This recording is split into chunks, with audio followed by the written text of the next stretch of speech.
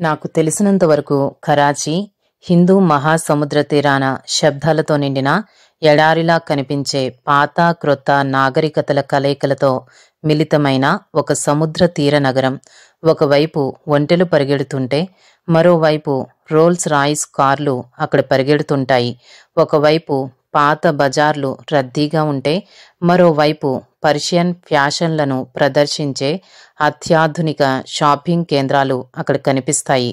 ఆ మహానగరంలో మమ్మల్ని గుర్తించేవారెవరూ ఉండరు. మేము నా స్నేహితుల ఇంట్లో దిగాము. మరుసటి దినం అమెరికాకు వెళ్ళక మునుపు కొన్ని వస్తువుల్ని కొనేందుకు మేము అంగళ్లలో తిరుగుతుండగా ఉన్నట్టుండి ఒకలాంటి కృంగుదలకు నేను గురయ్యాను. నేనొక గోడకు ఆనుకుని గట్టిగా నా కళ్ళు మూసుకుని ప్రభువు కాపుదల కొరకు ప్రార్థించాను. నేను మహ్మద్ నా స్నేహితుల ఇంటి నుండి ఆ రాత్రి ఒక హోటల్కు మారాలన్న బలమైన నడిపింపును ఆ సమయంలో ప్రభువు నాకు అందించాడు. నేను మరీ పసిపిల్లలా ఆలోచిస్తున్నానేమోనని నాకనిపించింది. అప్పుడు వేరొక మార్గంలో వెళ్ళమని జ్ఞానులను ప్రభువు హెచ్చరించడం నాకు గుర్తొచ్చింది. వెంటనే మేము కరాచీ విమానాశ్రయం వద్ద ఉన్న ఎయిర్ ఫ్రాన్స్ హోటల్కు మారాం. నేను గబా మహ్మద్ను తీసుకుని ఆ హోటల్ గదిలో ప్రవేశించి మా భోజనాల్ని గదిలోకే పంపమని చెప్పి భోజనాల కోసం ఎదురు చూస్తూ కూర్చున్నాను. మహ్మద్ కాస్త అసహనంగానూ విశ్రాంతి లేనట్లుగానూ కనిపించాడు. మమ్మీ, మనం ఎందుకింత రహస్యంగా ఉండాలి అని అతడు ప్రశ్నించాడు. మనం కాసేపు ప్రశాంతంగా ఉంటే బాగుంటుందని నేను అనుకున్నానంతే. నేను జవాబిచ్చాను. మా ప్రయాణానికి ముందు రాత్రి నేను మేల్కొని ఆలోచిస్తున్నాను. నేనెందుకింత భయోద్రేకానికి గురవుతున్నాను? నేనింతగా భయపడ్డంలో అస్సలు అర్థం లేదు. నేను అనవసరంగా ఆందోళన చెందుతున్నానా? గత బెదిరింపులు నన్ను అతిగా స్పందింపజేస్తున్నాయా? నా ఇంటి వద్ద జరిగిన అగ్ని ప్రమాదపు జ్ఞాపకాలు నన్నిలా భయపెడుతున్నాయా? ఆలోచనలు ఆ రాత్రి నన్ను సరిగ్గా నిద్రపోనీయలేదు. ఎప్పుడో మగతగా కాసేపు నిద్రపోయానంతే. వెంటనే అక్కడి నుండి బయటపడాలనే బలమైన ప్రేరేపణతో తెల్లవారుజామున 2 గంటలకే నేను లేచి సిద్ధపడ్డాను. మళ్ళీ నా తలంపులు నాకు హాస్యాస్పదంగా తోచాయి. ఇంత పిరికితనంగా ప్రవర్తించేది నేనేనా అని నాకు అనుమానం వచ్చింది. కానీ ఈ హోటల్ను వదిలి వెళ్లాల్సిన సమయం వచ్చిందని, నేను ప్రభువు చేతనే నడిపింపబడుతున్నానని నేను ఖచ్చితంగా చెప్పగలను. నిద్రలో తూలుతున్న మొహమ్మద్కు బట్టలు తొడిగి మా పెట్టెల్ని సర్ది వాటిని హోటల్ పనివాళ్లు క్రిందికి తెచ్చేందుకు వీలుగా తలుపు వద్ద పెట్టాను. అది తెల్లవారుజామున 3 గంటల సమయం. మేమెక్కాల్సిన విమానం 5 గంటలకు వస్తుంది. విమానాశ్రయానికి వెళ్లేందుకు టాక్సీ కోసం హోటల్ ముందు నేను ఎదురు చూస్తున్నాను. నా ప్రక్కన మహ్మద్ నిద్రలో తూలుతూ నిలబడి ఉన్నాడు. నేను తలెత్తి పైకి చూశాను. ఆకాశంలో చంద్రుడు మబ్బుల మాటున దోబూచులాడుతున్నాడు. నా మాతృభూమిలో చంద్రుని చూడ్డం ఇదే చివరిసారేమో అని నాకనిపించింది. ఆహ్లాదకరంగా వీచే ప్రాతకాలపు పిల్లగాలులు పూల పరిమళాల్ని వెదజల్లుతున్నాయి. వెంటనే నా పూలతోట గుర్తొచ్చింది. ఇక నా పూలతోటను నేను చూడలేను అని నా హృదయం రోదించింది. చివరికి ఒక టాక్సీ మా ముందు వచ్చి ఆగింది. నేను మహ్మద్ అందులో ఎక్కి కూర్చున్నాం. టాక్సీ విమానాశ్రయం వైపు వేగంగా వెళుతోండగా నేను ప్రార్థనలో గడిపాను. అంత ప్రాతః సమయంలో కూడా విమానాశ్రయానికి వెళ్లే దారి రద్దీగా ఉంది. సిగ్నల్స్ వద్ద కారు ఆగినప్పుడల్లా నేను సీట్లో వెనక్కి జరిగి కూర్చోసాగాను. కాసేపు ప్రశాంతంగా ఉండాలంతే అని నాలో నేను అనుకున్నాను. కానీ నేను చేయాల్సింది అది కాదు. నేను ప్రార్థించాలి. ప్రభువా, ఈ పిరికితనాన్ని నాలో నుండి తీసేయి. పిరికితనం నీలో ఎన్నడూ లేదు కదా. విశ్వాసం, పిరికితనం అనే ఈ రెంటిని నేను కలిగి ఉండలేను కదా. ఒకవేళ ఇలా నన్ను మీరే తొందర పెడుతూ ఉంటే మీకు నేను విధేయత చూపిస్తాను అని నేను ప్రార్థించాను. మేము విమానాశ్రయం చేరాము. అక్కడ చాలా రద్దీగా ఉంది. జనం అటూ ఇటూ తిరుగుతున్నారు. వచ్చిపోయే విమానాల శబ్దాలతోనూ మనుషుల మాటలతోనూ ఆ ప్రాంతమంతా హోరెత్తుతోంది. నేను కాస్త పైకి చూచేసరికి నెలవంక నక్షత్రము ఉన్న ఆకుపచ్చని నా జాతీయ జెండా గాలికి రెపరెపలాడ్డం నా కంటపడింది. నేను నా దేశాన్ని, నా జాతీయ జెండాను, నా ప్రజల్ని, వారి విశ్వాసాన్ని ప్రేమిస్తాను. ఒక కూలీ వచ్చి మా సామాన్లను లోనికి తీసుకెళ్లాడు. మా ఒక్కొక్కరి సామాన్లు 40 పౌండ్లు మాత్రమే బరువున్నాయి. నేను నవ్వుకున్నాను. మిగతా సందర్భాల్లో కొన్ని వారాలకే 1000 పౌండ్ల సామానుతో మేము ప్రయాణం చేసేవాళ్ళం. విమానం రావటానికి ఇంకా 1 గంట సమయం ఉంది. మహ్మద్ను నాకు దగ్గరగా తీసుకుంటూ, ఇతరులు మమ్మల్ని గుర్తించే వీల్లేకుండా లోపల ఉన్న జనంలో కలిసిపోవడం క్షేమకరమని నాకనిపించింది. ఏదో ప్రమాదాన్ని శంకిస్తూ నేను భయపడసాగాను. మళ్ళీ అనవసరంగా భయపడుతున్నందుకు నన్ను నేను నిందించుకున్నాను. ప్రభువు సమస్తాన్ని తన ఆధీనంలో ఉంచుకున్నాడు అని నాలో నేను అనుకున్నాను. ఈ పరిస్థితుల్లో నుండి ఆయనే నన్ను నడిపిస్తున్నాడు. నేను ఆయనకు విధేయత చూపడమే నేను చేయాల్సింది. అప్పుడు మహ్మద్ టాయిలెట్స్కి వెళ్ళాలని అడిగాడు. నేను అతన్ని మగాళ్ల టాయిలెట్స్లోనికి పంపి బయట కొంత దూరంలో అతని కోసం వేచి చూస్తూ నిలుచున్నాను. ఉన్నట్టుండి మైక్లో ప్రకటన వినిపించింది. న్యూయార్క్ వెళ్లే పాన్ అమెరికా విమానం ప్రయాణికులు ఎక్కేందుకు సిద్ధంగా ఉంది. నా హృదయం సంతోషంతో ఉప్పొంగింది. కానీ మహ్మద్ ఇంకా రాలేదు.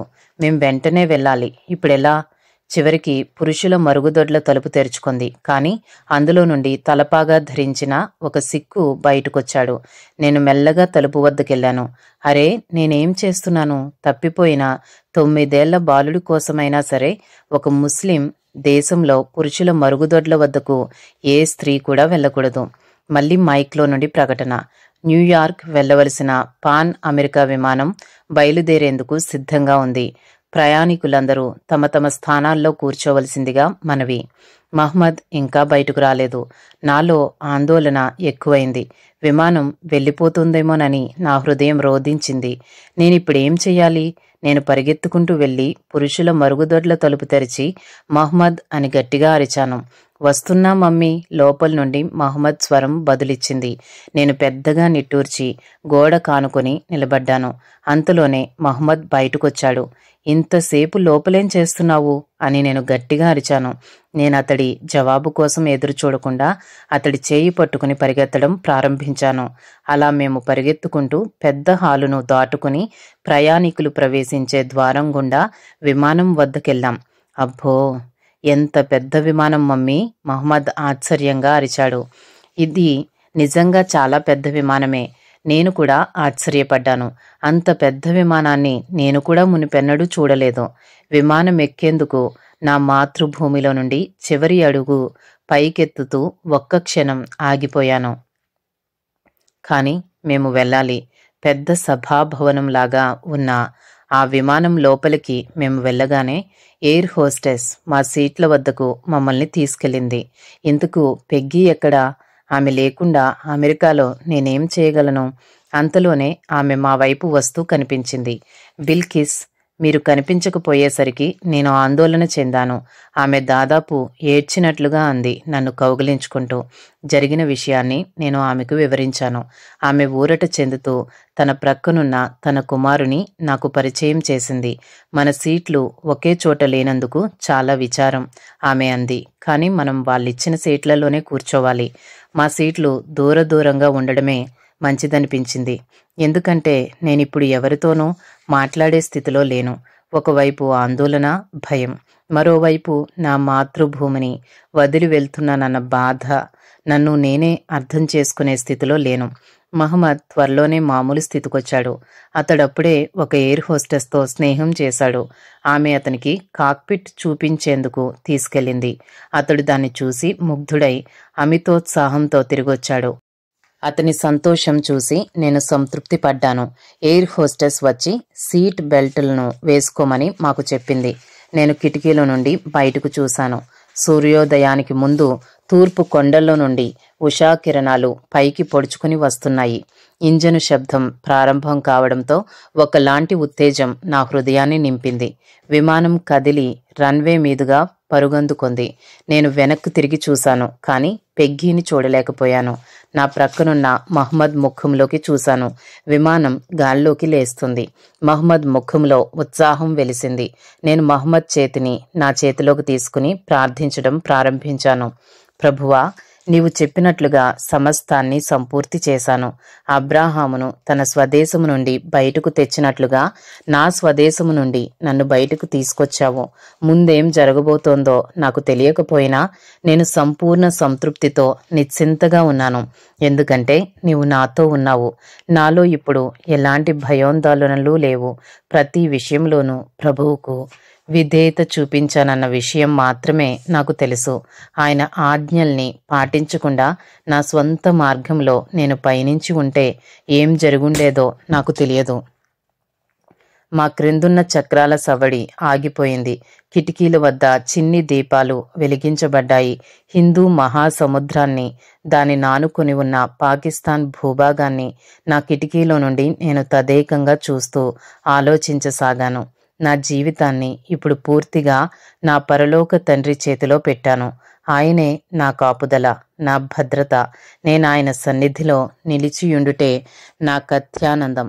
అలా నేను ఆయన సన్నిధిలో నిలిచియున్నప్పుడు ఆయన మహిమ నాలో నిలిచి ఉంటుంది. దేవా, నీకు కృతజ్ఞతలు అని నేను దీర్ఘంగా నిట్టూర్చాను. నీతో నన్ను ప్రయాణింపచేస్తున్నందుకు నీకు సదా కృతజ్ఞురాలను. తండ్రి అని ఆయనను పిలిచేందుకు నేను సాహసించాను. పుస్తకంలో అనుబంధము 1 చివరి రోజుల్లో. అమెరికాకు 1973లో వెళ్ళిన తరువాత దేవుడు తన జీవితంలో జరిగించిన అద్భుత కార్యాలను గురించి మొదట ఉత్తర అమెరికాలోనూ ఆ తర్వాత ప్రపంచంలోని ఇతర దేశాల్లోనూ బిల్కిస్ షేక్ సాక్ష్యమిచ్చింది. 1989లో కాలిఫోర్నియాలోని 1000 ఓక్స్లో నివసిస్తున్న సమయంలో ఆమె తీవ్రమైన గుండెపోటుకు గురయ్యింది. పాకిస్తాన్లో ఉన్న ఆమె కుమారుడు ఖలీద్, కుమార్తె టూనీ, కెన్యాలో ఉన్న ఇంకో కుమార్తె ఖలీదా ఈ విషయం తెలిసిన వెంటనే ఆమె వద్దకు వచ్చారు. ఆమె ఇక ఒంటరిగా నివసించడం మంచిది కానందున పాకిస్తాన్కు తిరిగొచ్చి తన చివరి దినాలను తమతో గడపమని వారు ఆమెను బలవంతం చేశారు. 1992లో తన కుమారునిగా బిల్కిస్ దత్తత తీసుకున్న ఆమె మనమడు మహ్మద్ కూడా పాకిస్తాన్కు తిరిగొచ్చి ఇస్లామాబాద్లో ఒక దంత వైద్యునిగా సేవలందించడం ప్రారంభించాడు. 1997 ఏప్రిల్ 9వ తేదీ బిల్కిస్కు ఈ భూమిపైన చివరి రోజు. పరలోకంలో తన కోసం సిద్ధపరచబడిన గృహంలో ఆమె ప్రవేశించిన మధురమైన రోజు. రావల్పిండి జిల్లాలో హిమాలయ పర్వతాల మధ్యనున్న క్రైస్తవ శ్మశాన వాటికలో ఆమె సమాధి చేయబడింది. తెల్లని పాలరాతిపై అందంగా చెక్కబడిన శిలువ గుర్తు క్రింద ఈ మాటలు వ్రాయబడ్డాయి. 12/12/1912వ తేదీని జన్మించి 9/4/1997వ తేదీన ప్రభువు ప్రేమలో మరణించిన బిల్కిస్ 1999లో తన ఇంట్లో పనిచేసే నౌకరు హత్యను నివారించేందుకు ప్రయత్నిస్తూ మహ్మద్ విషాదకరంగా హత్యకు గురయ్యాడు. మహ్మద్ భార్య, కుమారుడు, కుమార్తె ఇస్లామాబాద్ ప్రాంతంలో నివసించడం కొనసాగిస్తున్నారు. అనుబంధము 2 పూల వనిత జ్ఞాపకాలలో సిన్నోవి మిషెల్. 1966 నవంబర్ 24వ తేదీ గురువారం నిన్ననే వెళ్ళిపోయినట్లుగా నా మనసుకు అనిపిస్తుంది. నా భర్త డేవిడ్ కొన్ని రోజుల్లో ఆఫ్ఘనిస్తాన్లోని కాబూల్కు వెళుతున్నాడు. ఆ తర్వాత 2వ ప్రపంచ యుద్ధ సమయంలో బ్రిటిష్ సైన్యముచే ఇటుకలతోనూ మట్టితోనూ కట్టబడిన ఆ పాత సైనిక గృహంలో నా 2 చిన్నపిల్లలు జోనాథాన్, జాయ్లతో కలిసి నేను ఒంటరిగా గడపాలి. వా గ్రామానికి 2 మైళ్ళ దూరంలో వా సిమెంటు కర్మాగారపు ద్వారం బయట రావల్పిండికి ఖైబరాపాస్కు మధ్యన రహదారి ప్రక్కనున్న కుగ్రామంలోని ఈ ఇంట్లో మేము గత సంవత్సరం రోజులుగా నివసిస్తున్నాము. నేను చాలా నిరాశ నిస్పృహల్లో ఉన్నాను. నేను, డేవిడ్ ఇండియాలో మిషనరీ పిల్లలంగా పెరిగినందున 1961లో మేము మొట్టమొదటిసారిగా పాకిస్తాన్కు వచ్చినప్పుడు మాకేం క్రొత్తగా అనిపించలేదు. నేను ఇండియాలోనే పుట్టాను. 2వ ప్రపంచ యుద్ధ సమయంలో 8 ఏళ్లు నార్వేలో ఉండడం తప్ప నా మిగతా కాలమంతా ఇండియాలోనే గడిపాను. నేను, డేవిడ్ ఇక్కడ నివసించడానికి బాగా ఇష్టపడ్డాం. ఇక్కడ మాకు స్వదేశంలో ఉన్నట్టే ఉంది. కానీ మేమిక్కడ ఉండేది జీవితాన్ని ఆనందంగా గడపడానికి కాదు గాని దేవుని రాజ్యాన్ని గూర్చిన సువార్తను ఇక్కడి ప్రజలకు ప్రకటించే క్లిష్టమైన పని కోసమే మేమిక్కడున్నాం. అయితే పాకిస్తాన్లో సువార్తను ప్రకటించే విషయంలో స్వతహాగా నేనేమీ చేయలేనని, దేవుడే ఈ విషయంలో నన్ను నడిపిస్తున్నాడని నేను తెలుసుకున్నాను. నవంబర్ 24వ తేదీ తెల్లవారుజామున నేను మోకాళ్ళూని ప్రార్థించడం ప్రారంభించాను. ఒక వ్యక్తి హృదయంలో, ప్రత్యేకించి ఒక ముస్లిం హృదయంలో రక్షకుని అవసరతను, ప్రభువైన యేసు అవసరతను బయలుపరిచి అందులో ఒక లోతైన కార్యం జరిగించడం ఒక్క పరిశుద్ధాత్మునికి మాత్రమే సాధ్యమని నాకు తెలుసు. నాకు ఆ సమయంలో పరిశుద్ధాత్ముని తాజా కుమ్మరింపు అవసరం. నా జీవన స్థాయి, ఆత్మీయ స్థాయి ఎక్కడ ఉందో తెలుసుకోవాల్సిన అవసరత కూడా నాకు ఎంతో ఉంది. కాబట్టి దేవుడు నన్ను వ్యక్తిగతంగా ఎంతో లోతుగా ప్రేమిస్తున్నాడని నేను తెలుసుకున్నట్లుగా నాలో ఒక నూతన కార్యం జరిగించమని ఆయన పాదాల వద్ద విలపించాను. అసలు నేనిక్కడ ఉండి సేవ చేయడం తన చిత్తమా కాదా తెలపమని మొట్టమొదటగా నేను ఆయనను ప్రార్థించాను. రెండవదిగా నా అంతట నేను ఆయన పనిని చెయ్యలేనని నేను ఆయనకు విన్నవించాను. మూడవదిగా నా పని ద్వారా నా ఇరుగు పొరుగువారు, నా చుట్టూ ఉన్న వారందరూ యేసు యొక్క వాస్తవికతను, మానవుల్ని దేవుని యొద్దకు తీసుకెళ్లగల ఆయన శక్తిని చూడగలుగునట్లుగా చేయమని ఆయనను అర్థించాను. ఓ దేవా, ఈ కార్యాన్ని త్వరలో జరిగించు, లేదంటే నేను నా సామానుల్ని సర్దుకొని ఇక్కడ నుండి నిష్క్రమిస్తాను అని చివరిగా నేను ఆయనతో అన్నాను. నా మనసంతా గలిబిలిగా ఉంది. నిరాశ, నిస్పృహలు నన్ను బాగా కృంగదీస్తున్నాయి. కాబూల్కు అప్పుడే ప్రయాణం అవుతున్న డేవిడ్కు నేను చేసిన ప్రార్థనను గురించి చెప్పాను. పాపం డేవిడ్, ఈ విషయంలో అతడు నాకేమని సమాధానం చెప్పగలడు? అతడు కాబూల్ నుండి తిరిగొచ్చే సమయానికి నా మానసిక స్థితి ఏ విధంగా ఉండబోతోందోనన్న ఆందోళన అతని ముఖంలో నాకు స్పష్టంగా కనిపించింది. అయితే నా అవసరతను దేవుడు మాత్రమే తీర్చగలడని డేవిడ్కు తెలుసు. 5 రోజులు గడిచాయి. నా విన్నపాల్ని దేవుని ముందుంచడాన్ని నేను కొనసాగిస్తూనే ఉన్నాను. వారానికోసారి నేను జరిపే బైబిల్ పఠన కూడిక జరపాల్సిన రోజు వచ్చింది. సాధారణ క్రైస్తవ కుటుంబాలకు చెందిన 14 మంది స్త్రీలు ప్రతి మంగళవారం బైబిల్ పఠనం కోసం మా ఇంట్లో సమావేశమవుతారు. ఆ రోజు నా ఆత్మ ఎండిపోయిన స్థితిలో ఉండినందున ఆత్మీయంగా వారితో పంచుకునేందుకు ఎలాంటి తాజా వర్తమానము నాలో లేదు. ఓ దేవా, నేను ప్రార్థించాను. నీ వాక్యం ద్వారా నీ పరిశుద్ధాత్మ నాతో మాట్లాడితే తప్ప నేను పలికే మాటల్లో జీవముండదు. తమంతట తాము బైబిల్ను చదివే అవకాశం లేని పామరులైన ఈ ప్రియ స్త్రీల హృదయాలను జీవంతో నింపే ఒక వర్తమానాన్ని ఈ సమయంలో నీవు పంపించు, లేదంటే నేనీ కూడికకు ఈ దినానికి రద్దు చేయవలసి ఉంటుంది. ఈ ప్రార్థన తరువాత జ్ఞానులను గురించిన కథను వారితో కలిసి ధ్యానించు అని ప్రభువు నాతో చెప్పినట్లుగా నేను అనుభూతిని పొందాను. నేను నా బైబిల్ను తెరచి మత్తయి సువార్త 2వ అధ్యాయాన్ని చదవడం ప్రారంభించాను.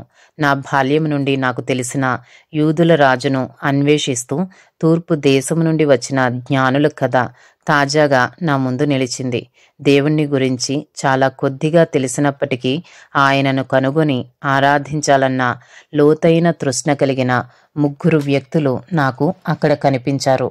ఆరాధనకు అర్హుడైన ఆ రాజును కనుగొనేందుకు దైవభక్తి లేని కఠినుడైన హేరోదు అని పిలువబడే ఒక అన్య రాజ్యాధినేత వద్దకు వారు వెళ్లారు. వారి మాటలను బట్టి, వారు వేసిన ప్రశ్నలను బట్టి వారు జ్ఞాన వివేకములు గల వ్యక్తులని హేరోదు వెంటనే గుర్తించాడు. మెస్సియా ఎక్కడ జన్మిస్తాడో కనుగొనేందుకు యూదా మత పెద్దలను హేరోదు సమావేశపరిచాడు. లేఖనములను గూర్చి మంచి జ్ఞానమున్న ఆ పెద్దలు వెంటనే బెత్లెహేములో మెస్సియా జన్మిస్తాడన్న సరైన జవాబును హేరోదుకు ఇచ్చారు.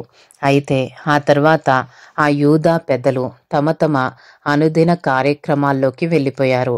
ఎందుకంటే ఆ మెస్సియను కనుగొనాలన్న తృష్ణ వారిలో లేదు. దానికి విరుద్ధంగా జ్ఞానులను గూర్చి వారు ఆ నక్షత్రమును చూచి అత్యానంద భరితులై ఇంటిలోనికి వచ్చి తల్లి అయిన మరియను ఆ శిశువును చూచి సాగిలపడి ఆయనను పూజించి అని మత్తయి వ్రాస్తున్నాడు.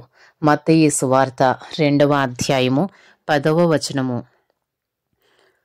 ఆ రాజును గురించి అతి కొద్దిగా తెలిసినప్పటికీ ఆయనను ఆరాధించాలన్న ఆశ కలిగిన ఆ జ్ఞానులు ఆయనను చూస్తూనే అత్యానంద భరితులయ్యారు. వారు యేసును రాజుగా గుర్తించారు. ఆయన ఎదుట సాగిలపడ్డారు. ఆయనను ఆరాధించారు. దేవుడు ఆ కథలోనికి నూతన వెలుగును, జీవాన్ని నా కోసం పంపించాడు. నా వరకు నేను అత్యానంద భరితురాలనయ్యాను. దేవుడు ఒక ప్రత్యేకమైన కార్యాన్ని ఆ దినం చేయబోతున్నాడని నేను ఊహించాను. ఆ తరువాత నేను అత్యాశక్తితో బైబిల్ పఠనానికి వచ్చే స్త్రీల కోసం ఎదురు చూడసాగాను. నన్ను ఉత్తేజపరిచిన జ్ఞానుల కథ వారిని తప్పక ఉత్తేజపరుస్తుంది. ఆ 14 మంది స్త్రీలు ఆ దినమే యేసు రక్షణ జ్ఞానంలోనికి వస్తారని నేను నా మనసులో ఒప్పింపబడ్డాను. స్త్రీలు ఒక్కొక్కరే రావడం ప్రారంభించారు. సోఫాలను, కుర్చీలను వెనక్కి జరిపి క్రింద పరచబడిన చాప మీద మేమంతా కూర్చున్నాం. అంధురాలైన నా సహాయకురాలు హస్మత్ డోలక్ను నైపుణ్యంగా వాయిస్తూ శ్రావ్యంగా పాట పాడడం ప్రారంభించింది. మిగతా స్త్రీలు లయబద్ధంగా చప్పట్లు కొడుతూ ఆమెను అనుసరించారు. పాకిస్తానీ సంగీతంలోని పాటలు, ఆ పాటలకు లయబద్ధంగా వేసే చప్పట్లు నాకెంతో ఇష్టం. పాట ముగిసిన తరువాత జ్ఞానుల కథను నేను ఆ స్త్రీలకు అమితోత్సాహంతో చెప్పాను. కానీ వారి ప్రతిస్పందన ఎప్పటిలాగానే ఉంది. ఎలాంటి ఆసక్తిని కనపరచకుండా వారు దాన్ని మామూలు ధోరణిలో వినటం నన్ను అమితమైన నిరాశకు గురిచేసింది.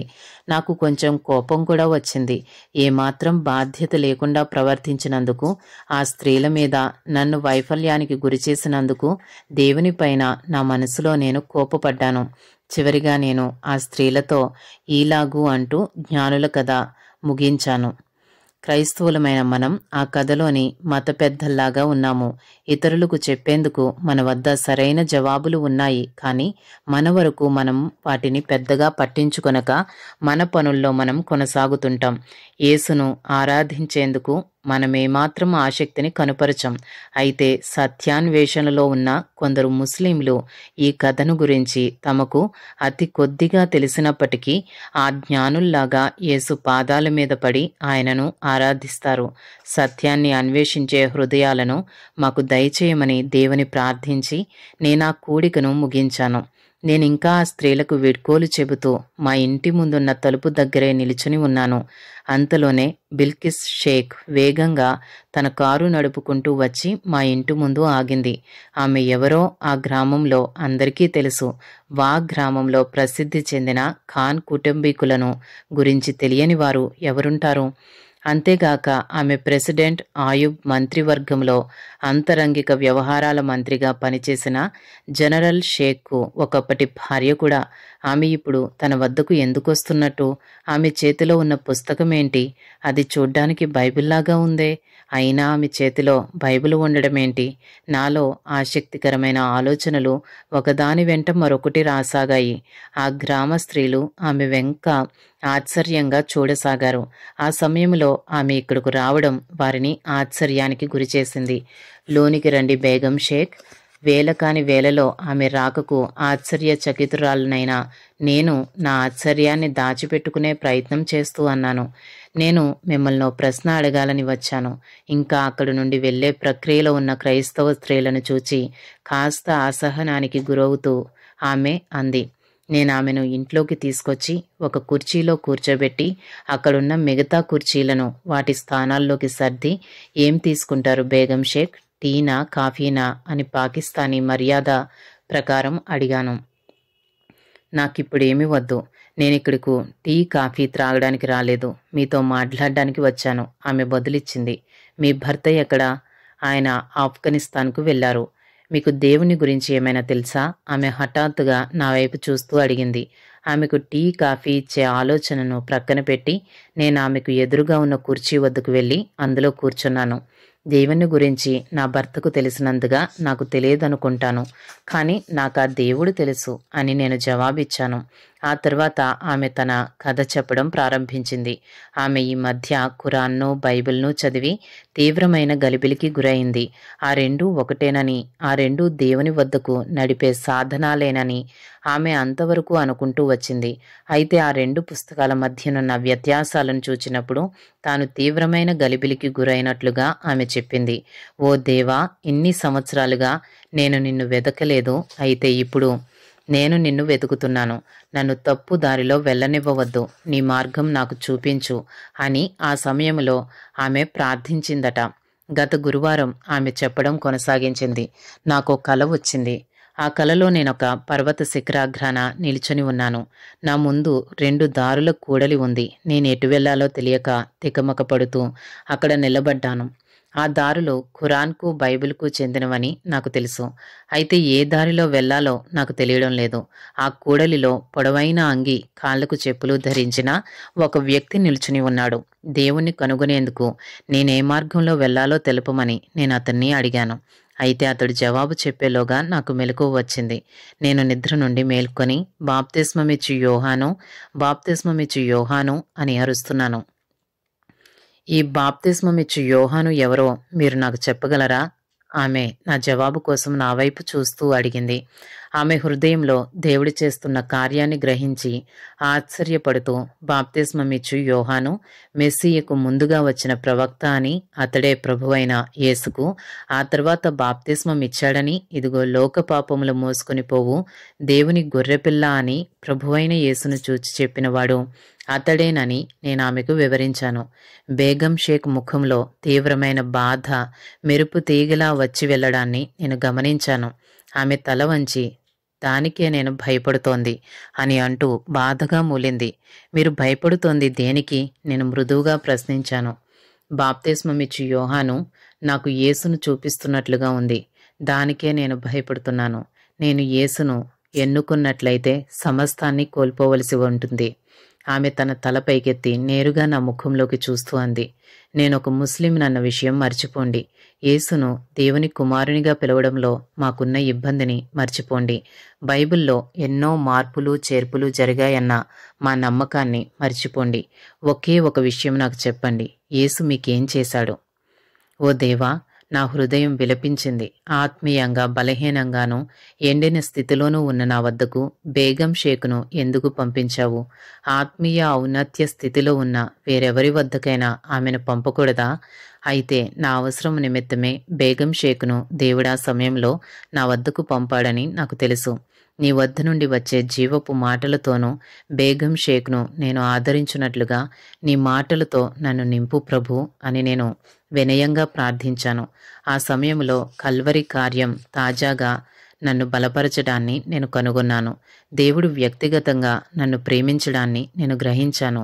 ఒక చేతిని దేవుని వైపు, మరో చేతిని బిల్కిస్ వైపు చాచి నేను మధ్యలో నిలబడి ఉండడాన్ని, ఆమెకు అవసరమైన మాటల్ని దేవుడు నాకు అందించడాన్ని నేను స్పష్టంగా గ్రహించాను. ఆ గ్రహింపుతో ప్రభువైన యేసు నాకేం చేశాడో బేగం షేక్కు నేను ప్రశాంతంగా వివరించసాగాను. చాలా కాలం వరకు దేవుణ్ణి గురించి నేను తెలుసుకున్నాను గాని ఆయనను వ్యక్తిగతంగా నేను తెలుసుకోలేదు. నా పాపాలు నన్ను దేవునికి దూరంగా ఉంచాయి. చిన్న చిన్న పాపాలుగా నేను తలంచే గర్వం, తిరుగుబాటు ఇవన్నీ దేవుని నుండి నన్ను దూరం చేసే పెద్ద పాపాలుగా నేను గ్రహించాను. నా పాప భారం ఎంత గొప్పదో నేను అనుభవించసాగాను. దాన్ని బట్టి నేను దేవుని తీర్పుకు అర్హురాలనని నేను గ్రహించాను. అయితే అంతలోనే ఒక అద్భుతమైన సత్యాన్ని నేను తెలుసుకున్నాను. దేవుడు ఈ లోకాన్ని ఎంతో ప్రేమించి నా పాపాల కొరకైన శిక్షను భరించేందుకు నా స్థానంలో చనిపోయి బలియాగం చేసేందుకు యేసును పంపాడన్న సత్యాన్ని గ్రహించి విశ్వసించడం ద్వారా నేను వ్యక్తిగతంగా పాప క్షమాపణ పొందాను. వెంటనే నాలో నుండి అపరాధ భావన తొలగిపోయి అద్భుతమైన ఆనందాన్ని నేను అనుభవించాను. ఎంత గొప్ప బహుమానం! యేసు నన్ను దేవుని వద్దకు చేర్చాడు. యేసు ద్వారా నేను దేవుణ్ణి తెలుసుకున్నాను.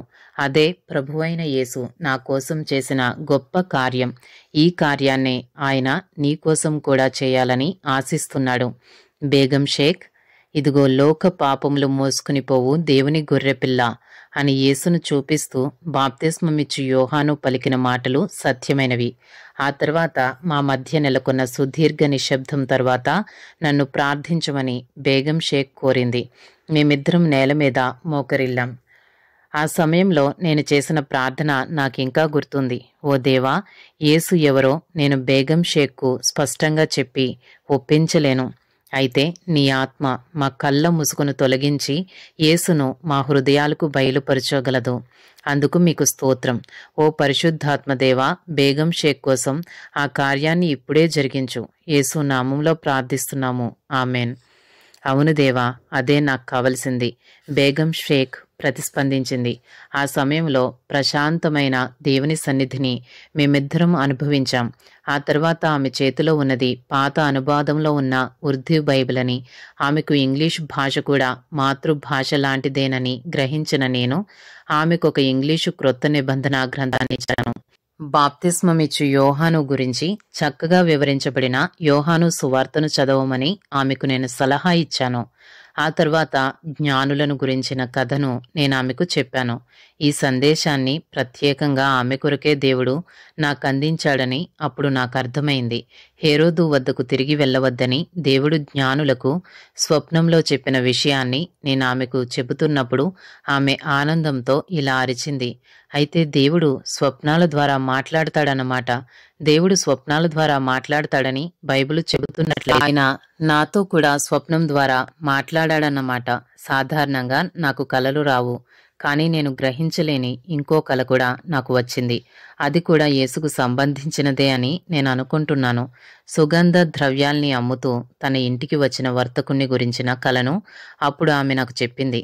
సుగంధ ద్రవ్యాలంటే నాకు చాలా ఇష్టం. నాకు ఇష్టమైన సుగంధ ద్రవ్యాలు ఆ సమయంలో నా వద్ద అయిపోయాయి. అయితే ఆ సమయంలో ఆ వర్తకుడు నాకు చూపించిన సుగంధ ద్రవ్యపు సువాసన నేనెన్నడూ అనుభవించలేదు. నా ఇల్లంతా మాత్రమే గాక నా ఇరుగు పొరుగు వారికి వాస్తవానికి అన్ని చోట్ల ఆ సువాసన వెదజల్లబడుతుందని అతడు నాకు చెప్పాడు. ఇది కూడా యేసుకు సంబంధించిన కలేనని నా నమ్మకం. ఈ కలను నా కోసం మీరు వివరించి చెప్పగలరా? ఆ క్షణంలో నా హృదయం ఆనందగానం చేస్తోంది. నేను నిరాశ నిస్పృహలో ప్రార్థించిన రోజే దేవుడు బాప్తిస్మమిచ్చు యోహానును గురించిన కలను బేగం షేక్కు పంపించాడు. దేవుడు ఆనాటి నా ప్రార్థనను ఆలకించాడు. నా విన్నపాలన్నిటికీ ఆయన జవాబిచ్చాడు. దేవుడు నన్ను ప్రేమిస్తున్నాడు. నేనిప్పుడు నా సామానుల్ని సర్దుకుని ఇక్కడ నుండి వెళ్ళనవసరం లేదు. తనను అన్వేషించే ప్రతి ఒక్కరికి తన్ను తాను ఆయన బయలుపరుచుకుంటాడు. నేనిప్పుడు ఏమీ ఆలోచించే స్థితిలో లేను. కాబట్టి నేను బేగం షేక్తో నిజాయితీగా ఇలా అన్నాను. బేగం షేక్, ఇప్పటికిప్పుడు ఆ కలను గురించి నేను మీకు వివరించలేను. అయితే దాని భావాన్ని బయలుపరచమని నేను దేవుణ్ణి ప్రార్థిస్తాను. ఆమెకు వీడ్కోలు ఇచ్చిన తరువాత చాలాసేపు అలానే కూర్చొని దేవుని ప్రేమను దయను గురించి ఆశ్చర్యపడుతూ ఆలోచిస్తూ గడిపాను. నేను ఎన్నడూ ఊహించని రీతిగా ఆయన నా ప్రార్థనకు జవాబిచ్చాడు. నా ప్రార్థనకు జవాబివ్వలేదని నేను ఆయనపై కోపపడినందుకు చాలా చింతించాను. అదే సమయంలో నా పట్ల దీర్ఘశాంతాన్ని దయను కనపరుస్తూ ఆయన నా వద్దకు బేగం షేక్ను తెచ్చినందుకు చాలా ఆశ్చర్యపడ్డాను. నన్ను ఆయన లోతుగా ప్రేమిస్తున్నాడని నాకిప్పుడు అర్థమైంది. యేసు వాస్తవికతను, శక్తిని నా ఇరుగు పొరుగు వారికి బయలుపరిచేందుకు సజీవ సాక్ష్యాన్ని ఆయన నాకు ఇచ్చాడు. ప్రస్తుతము వాడుకలో ఉండేది, సులభంగా అర్థమయ్యేది అయిన క్రొత్త నిబంధన బైబిల్ను నేను బేగం షేక్కు ఇచ్చాను. అయితే కెన్ టేలర్ వ్రాసిన నూతన సంఘాలకు వ్రాయబడిన పత్రికలు అనే పుస్తకం నాకిప్పుడు కనిపించింది. అది ఈ మధ్యనే మాకు పంపబడింది. దేవునితోనూ ఆయన వాక్యంతోనూ కొంత సమయం గడపాలన్న తలంపుతో నేను ఆ పుస్తకాన్ని చేతికి తీసుకుని కొరింథీలకు రాయబడిన 2వ పత్రికను తెరచి చదవడం ప్రారంభించాను. నేను అలా చదువుతూ 2వ అధ్యాయంలోని 14వ వచనం వద్దకు వెళ్ళేసరికి నా కళ్ళను నేను నమ్మలేకపోయాను. సువాసన అన్న పదం నా ఎదురుగా కనిపించింది. మా ద్వారా ప్రతి స్థలమందును క్రీస్తును గూర్చిన జ్ఞానం యొక్క సువాసనను కనుపరచుచు ఆయన యందు మమ్మను ఎల్లప్పుడూ విజయోత్సవముతో ఊరేగించుచున్న దేవునికి స్తోత్రము. 15వ వచనం తిరిగి ఇలా కొనసాగుతుంది. రక్షింపబడువారి పట్లను నశించు వారి పట్లను మేము దేవునికి క్రీస్తు సువాసనయై ఉన్నాము. బేగం షేక్ కలకు స్పష్టమైన వివరణ ఇక్కడ ఇవ్వబడింది. సువాసనకు క్రీస్తుకు ఏదో సంబంధం ఉన్నట్లు ఆమె తలంచింది. ఆ సువాసన యేసే అని ఇక్కడ స్పష్టంగా వ్రాయబడి ఉంది. క్రీస్తు ఆమెలో ఉంటూ క్రీస్తు సువాసనగా ఆమెను వాడుకుంటాడు. ఆ సువాసనను ఆమె తన చుట్టూ వెదజల్లుతుంది. దేవుడు ఎంత గొప్పవాడు! నేనొక చిన్న తెల్ల కాగితాన్ని తీసుకుని నా నూతన నేస్తానికి ఓ ఉత్తరం రాసి మా వాచ్మెన్ చేతికిచ్చి మరుసటి రోజు ఉదయాన్నే దాన్ని ఆమెకు అందజేయమని చెప్పాను. దేవుని ఆత్మ ఆమెను ఆయనకు దగ్గరగా చేర్చుతోంది. ఈ విషయాన్ని ఆయన వాక్యం స్పష్టపరుస్తోంది. కానీ ఈ విషయాలన్నీ ఆఫ్ఘనిస్తాన్లో ఉన్న డేవిడ్కు తెలపడం ఎలా? బేగం షేక్కు ప్రమాదం లేని విధంగా నా ప్రార్థనలకు దేవుడిచ్చిన గొప్ప జవాబుల్ని గురించి డేవిడ్కు వెంటనే తెలపాలి. నేను నా సామాన్లని సర్దుకుని ఇక్కడి నుండి వెళ్ళాలని అనుకుంటున్న సమయంలో అలా నన్ను అనుమతించకుండా పొర్లి పారే స్తుతిని కృతజ్ఞతను ఆయన నా హృదయంలో ఉంచినట్లు అతనికి నేను ఎలా తెలపాలి? ఈ విధంగా నేను ఆలోచిస్తుండగా వసంతకాలంలో నేను డేవిడ్ కలిసి బేగం షేక్ ఇంటి ముందున్న అందమైన పూలతోటను సందర్శించిన విషయం హఠాత్తుగా నాకు గుర్తొచ్చింది. ఆ సమయంలో ఆమె ఇచ్చిన విత్తనాలలో కొన్ని ఇప్పుడు మా తోటలో మొలకెత్తుతున్నాయి. అప్పుడు నేను డేవిడ్కి ఇలా టెలిగ్రామ్ ఇచ్చాను. పూల వనితలో ఇప్పుడిప్పుడే విశ్వాస బీజాలు మొలకెత్తుతున్నాయి, ప్రార్థించు. ఆ టెలిగ్రామ్ అందుకుంటూనే తాను ఎగిరి గంతేసి తన స్నేహితులతో ఇలా ఆనందంగా అరిచి చెప్పినట్లు ఆ తర్వాత డేవిడ్ నాతో అన్నాడు. దేవునికి స్తోత్రం, నా భార్య తన సామానుల్ని సర్దుకుని పాకిస్తాన్ నుండి బయలుదేరడం లేదు. దేవుడు బేగం షేక్ హృదయంలో కార్యం చేస్తున్నాడు. మనమంతా ఆమె కోసం ప్రార్థిద్దాం. దేవుడు ఆ ప్రార్థనలను ఆలకించి ఆ పూల వనితతో ఒక ప్రత్యేకమైన స్నేహ బంధాన్ని మాకు ఏర్పరిచి తన ఆత్మ ద్వారాను వాక్యం ద్వారాను తాను చేసే శక్తివంతమైన కార్యాలను తిలకించే ధన్యతను మాకు ప్రసాదించాడు. ఆ శక్తివంతమైన కార్యాలను గూర్చి ఈ పుస్తకంలోని పుటాల్లో ఈపాటికే మీరు చదివారు. మన తండ్రి అయిన దేవుణ్ణి ఆమె తెలుసుకోవడం, ఆయన సన్నిధిలో ప్రతిదినం జీవించడం, ప్రపంచమంతా బలమైన సాక్షిగా ఆమె వాడబడడం, ఇవన్నీ మీకు తెలుసు. ఈ పుస్తకంలోని చివరి అధ్యాయం 1978లో మొట్టమొదట ప్రచురించబడినందున ఆమె జీవితపు చివరి అధ్యాయం అందులో చేర్చబడలేదు. ఆ చివరి సమయంలో దేవుడు ఆమె పట్ల కనుపరిచిన కృపను, విశ్వాస్యతను వివరించాలని నా కోరిక. తన జీవితం ద్వారా మాత్రమే కాక తన మరణం ద్వారా కూడా దేవుని మహిమపరచాలని బిల్కిస్ కోరిక. తన జీవితంలోని చివరి క్షణం వరకు తాను క్రీస్తును నమ్మకంగా వెంబడించి మరణించినట్లు భవిష్యత్తులో తన సమాధిని దర్శించిన ప్రతి ఒక్కరూ తెలుసుకోవాలని ఆమె ప్రగాఢ కోరిక.